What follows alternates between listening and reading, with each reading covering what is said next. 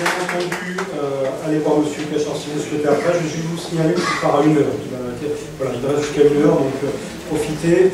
Je ne sais pas si vous aurez une pause, mais bon, on va essayer.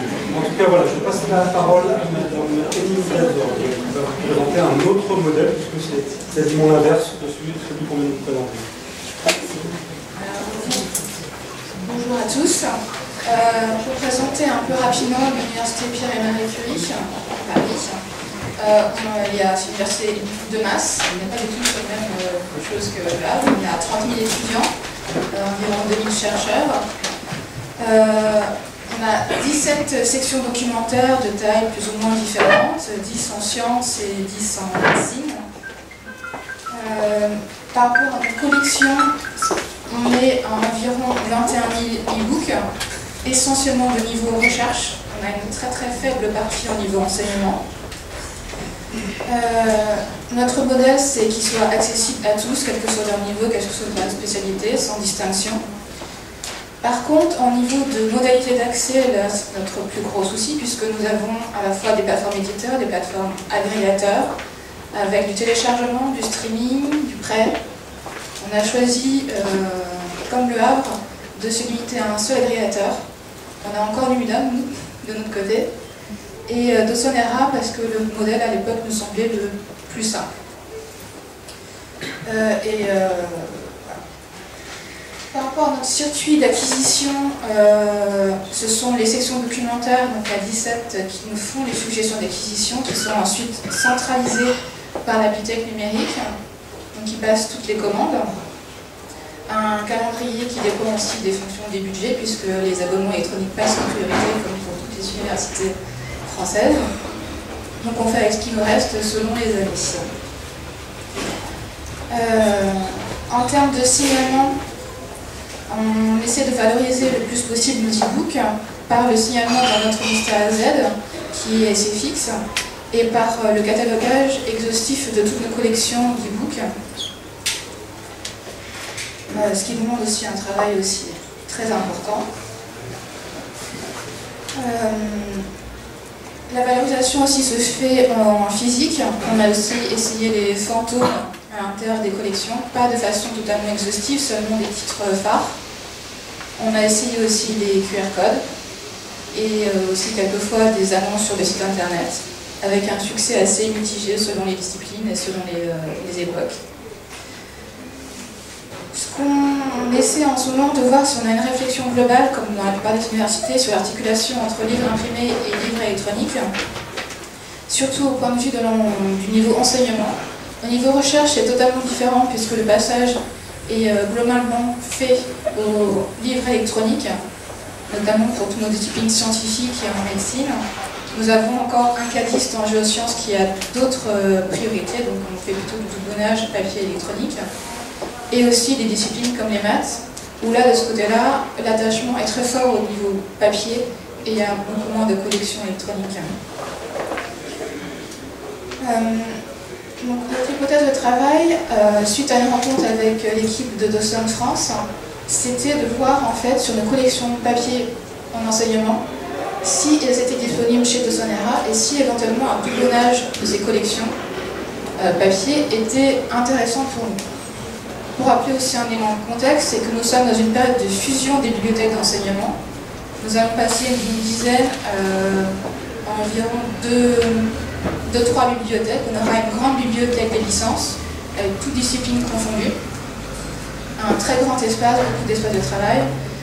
Il y a un travail important qui a été fait sur les collections papier, du désherbage, pour favoriser en fait les collections les plus importantes et les plus utiles pour nos étudiants.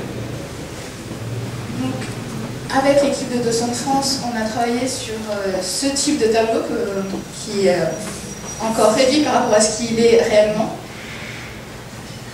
Donc, on a fait une extraction de l'ensemble de notre catalogue papier pour les sections d'enseignement et de médecine. On a donné ce fichier Excel très lourd à l'équipe de Dawson qui a fait un matching par rapport à leur propre catalogue. On a vu à peu près que pour nos titres les plus consultés, donc c'est la colonne qui est en jaune, où on a les statistiques de prêt, papier, que la plupart de ces titres se trouvent sur la plateforme d'Awesome.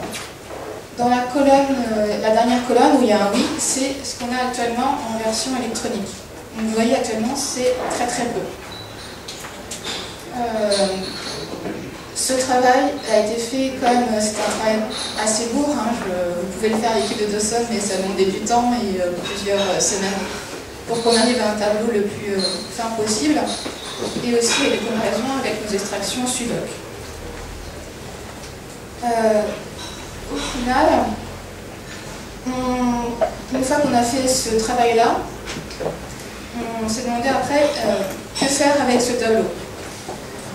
C'est dit, voilà, un exemplaire, un titre papier qui est à 142 prêts. Dans l'année, on a à peu près 5 exemplaires sur ce titre. Est-ce qu'il serait intéressant peut-être d'avoir moins d'exemplaires, donc gagner de la place dans nos collections et dans la nouvelle bibliothèque qui va ouvrir, et de racheter un exemplaire électronique pour, pourquoi pas, répondre à besoin supplémentaires.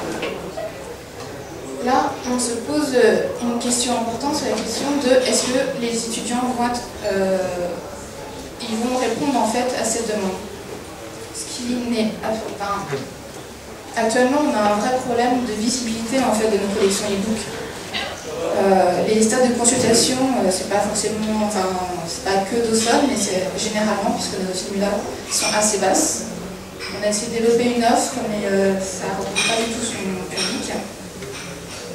Donc, on va, au-delà d'essayer de voir si en achetant ce titre papier en version électronique, on va travailler sur une valorisation très importante des livres électroniques, à la fois sur place, sur le site internet, et aussi on va essayer de voir en fait si on peut travailler avec les enseignants. Comme je l'avais dit tout à l'heure, la prescription est très importante. Sur d'autres plateformes, nous avons vu un livre français écrit par une enseignante de l'université et prescrit par elle à ses étudiants, a eu des stades de consultation assez phénoménales, a été très surpris nous-mêmes. Donc c'est pour nous la meilleure solution de travailler avec les enseignants pour essayer de leur signaler ce qu'on a et qu'ils puissent le recommander à leurs étudiants. Au-delà de ça, ce dont nous avons aussi réellement besoin, c'est d'avoir une étude précise des besoins de nos étudiants, surtout en sciences. En médecine, nous avons fait une enquête, pas spécifiquement sur les livres électroniques, mais aussi sur les livres papier. Les résultats de cette enquête, c'était déjà une méconnaissance globale de nos acquisitions de livres électroniques, mais nous avons demandé aussi quel type d'ouvrage ils voulaient. Et globalement, les manuels étaient ce qu'ils voulaient le moins. Les étudiants en médecine sont très spécifiques puisqu'ils passent un concours très exigeant. Et ce qu'ils veulent, c'est surtout de l'exercice, de l'entraînement au concours. Ce qu'on pose comme question maintenant, c'est pour les étudiants en sciences, qu'est-ce qu'ils veulent réellement? Les statistiques de prêt papier sur les manuels sont en chute libre.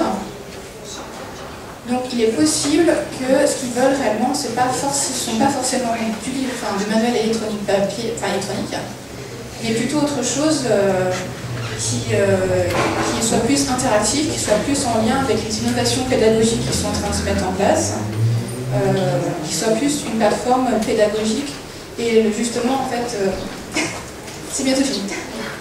Et justement en fait la possibilité de partager des notes, d'avoir une vraie relation entre l'étudiant et le prof est peut-être une chose qui va améliorer en fait les choses et le lien entre les enseignants et les étudiants et améliorer nos statistiques de prêt, pas de consultation. C'était essentiellement ça qu'il fallait dire et on essaie de travailler aussi avec Dawson pour que ça s'améliore. J'espère que la nouvelle plateforme va améliorer aussi la lisibilité de... Merci en tout cas.